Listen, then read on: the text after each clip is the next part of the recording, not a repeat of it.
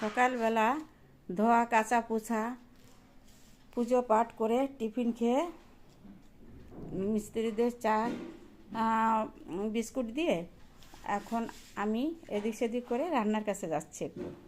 আজকে মঙ্গলবার, বড় মেয়েটা মাছ খায় না, তাই ডাল রান্না করব আর উচ্ছে ভাজা করব। চলো রান্নার কাছে যাই। ডালের জল বসিয়ে দিয়েছি আর কড়াই বসিয়েছি এই ডাল রান্না করব দেখে, কিন্তু মিস্ত্রিদের সঙ্গে একটু কথা বলতে হলো, তাই লেট হয়ে গেল। চলো, কড়াই গরম হয়ে গিয়েছে, ডাল দিব। এখানে 1.5 বাটি ডাল এভাবে হালকা ভেজে নেব। এই ডালকে আমি হালকা এইভাবে ভেজে নেব। ডালটাকে ধুই নিই আর ধোবো না, সাদা নাকড়া দিয়ে আগে উঠে নিয়েছি। 5-7 মিনিট ধরে ডালটাকে এরকম করে ভেজে নিয়েছি। খুব জোরে ভাজতে পারে, আবার ফুটতে অসুবিধা হবে। এখন গরম জল দিয়ে দেবো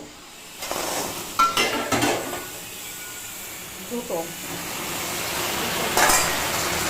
পুরো জলটা দেয়নি, এই জলে ডাল ফুটাবো আর ওই পাশে গ্যাস চালু রয়েছে, গরম জল হচ্ছে। ডাল ফুটে গেছে, ঘুটে নেব এখন।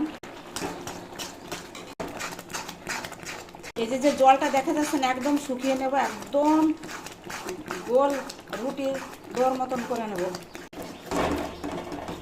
টেস্টের কারণ এখানে একটু ভালোভাবে এটা ভাজা হয়ে যাবে। আরও দিয়ে দেবো, ঘোটা হয়ে আছে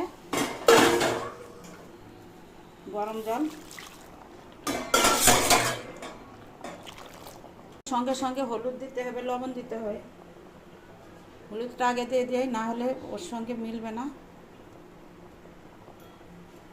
তারপরে যে লবণ একটু বেশি লাগবে, স্বাদ মতো লবণ।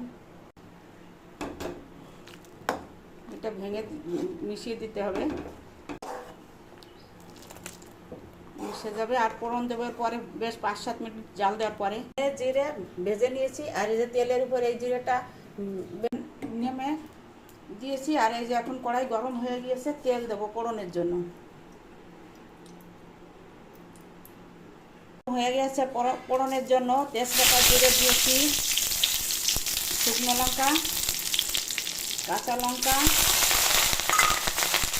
পাঁচ ফোড়ন,